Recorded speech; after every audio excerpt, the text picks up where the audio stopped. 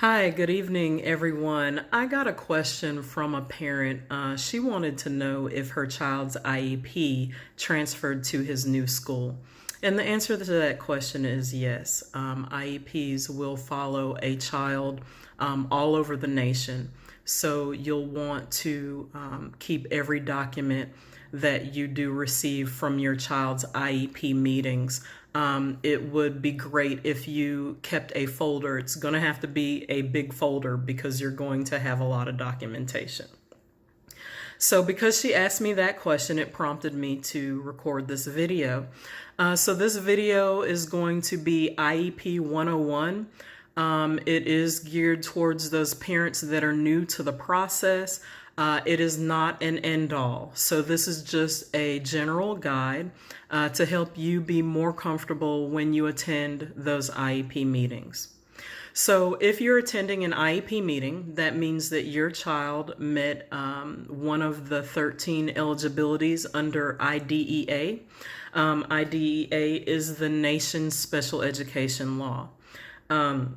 So not only does your child have one of those eligibilities, but they also demonstrate a need for services. That means that their disability was adversely affecting their performance in the general education classroom.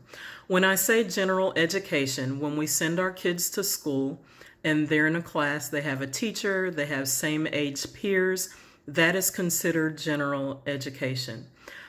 So for your student with a disability, maybe they're making limited progress, or maybe their ability is not matching up with their actual performance, or perhaps they have fine motor skill or gross motor skill difficulties and they're in need of more intensive services. That is why your child would have an IEP. Not every student with a disability is in need of an IEP. So your child could have a disability and not have an IEP. So I don't want you to think just because your student has a disability, they automatically need an IEP. That is not the case. As a team, you all will determine how your child is serviced, who will provide those services, and what they'll look like. And when I say team, the team is composed of you, the parent, the general education teacher. You'll have several special education professionals depending on how involved your child is. So you might see a special education teacher, you may see a speech language pathologist, you may see an occupational therapist, a physical therapist, and the list goes on and on. I don't want to overwhelm you. I want to keep this basic. So whoever needs to work with your child will be at that meeting. I don't want you to be overwhelmed with everyone that is at that meeting. Sometimes administrators attend, but they're not always there. Take someone with you if it's going to help you be more comfortable and more relaxed. You are able to bring whomever you want to the IEP meeting.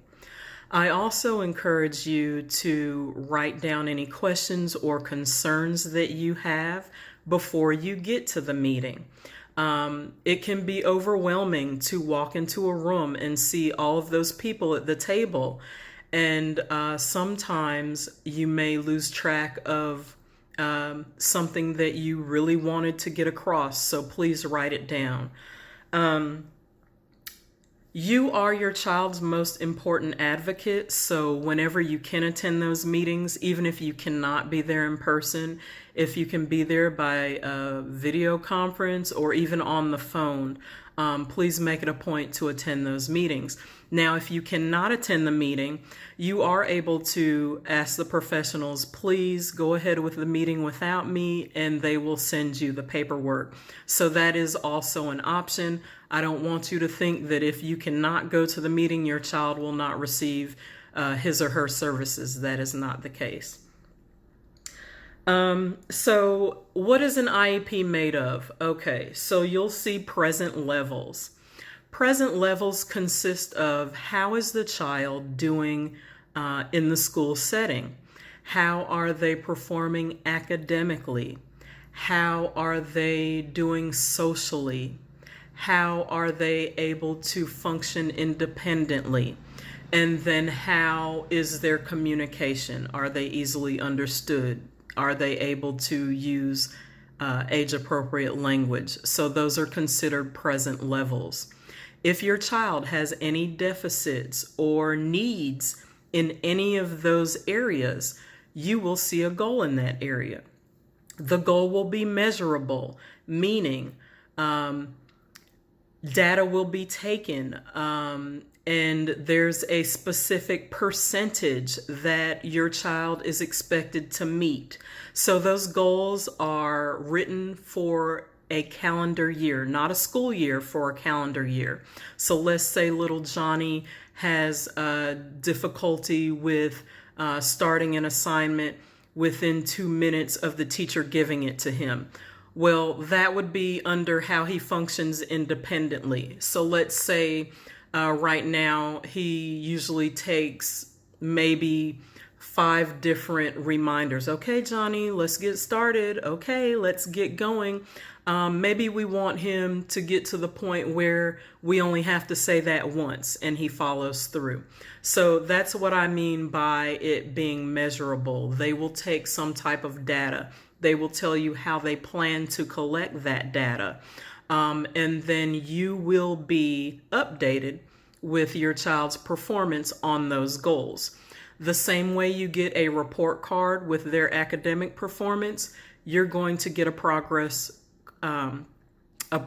report with their IEP goals and how they're progressing on those IEP goals.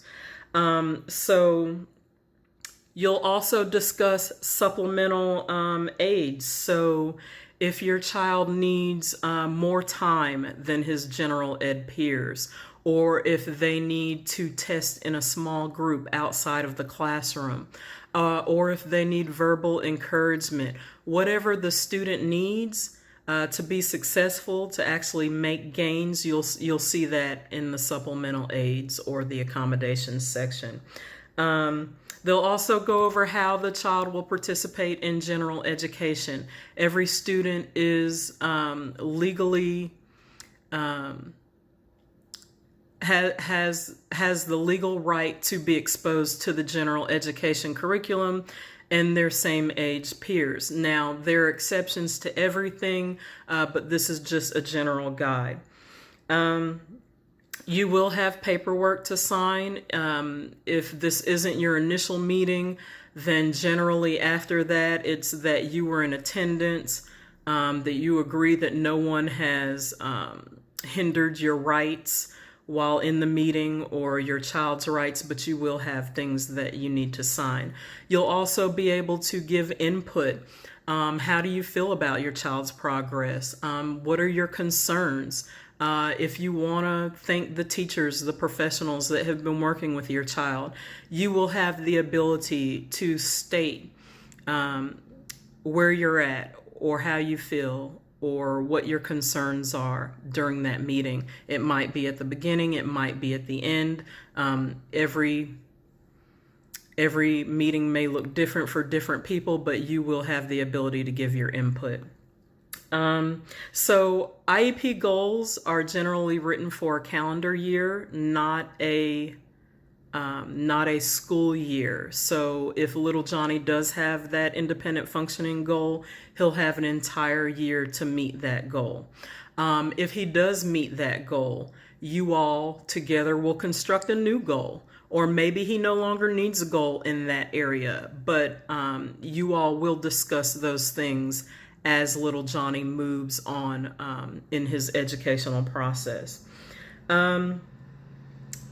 Try not to be discouraged when you're sitting at the table and you're listening to your child's deficits. Now, for me, this was always the hardest part of an IEP meeting. I remember going into those meetings and them telling me that Maria was performing on a 2nd or a 3rd grade level when she was in the 6th or the 7th grade. And that's hard for any parent to hear. As a parent, you want the best for your child, and hearing that they're behind their peers, it's hard. But I want you to focus on not only the great things that they're saying about your child. I want you to focus on the fact that that IEP acts as a guide for you on how to help your child at home. So if you do take that IEP to the Social Security office and you receive disability funding for your child, and you're able to get them a tutor, or they participate in any therapies, you're going to want to take that IEP to them, or give it, let them read over it. If they're tutoring, it lets them know exactly what little Johnny needs help on. And so if we have the information on what they need help on, then we're able to focus on that and move forward. And the whole point is to close those gaps. So be focused on closing the gap and not the actual gaps, because it's very easy to get stuck in that space, and it's hard to get out of that space. So please, I don't want you to focus on little Johnny's deficits. If at the end of that meeting you still have questions, you still have concerns, let whoever's facilitating that meeting know. They are ultimately there to help you. This is a work from the heart. Most professionals in this line of work are doing it because they love what they do. Now, there are always outliers, but that is not my focus. So if you need additional assistance, you have additional questions, please let them know. They may not have the time right then and there to meet with you, but get their email address. Email them, let them know that you all need another scheduled time to go over your rights or discuss something that you felt you had more questions on. Speak up. Please speak up. I'm putting on my ESC professional hat now. We always encourage parents to participate not only in those IEP meetings, but in their child's education overall. We are a team, and ultimately all of our goal is to get your child to the best place academically, socially, independently, emotionally that we possibly can. So if you do have any questions, please feel free to ask me. I'm sure I've left some things out, but this is a basic guide, and I hope that it helps you to be more comfortable when you attend those meetings. Thank you so much for your time, and have a great day.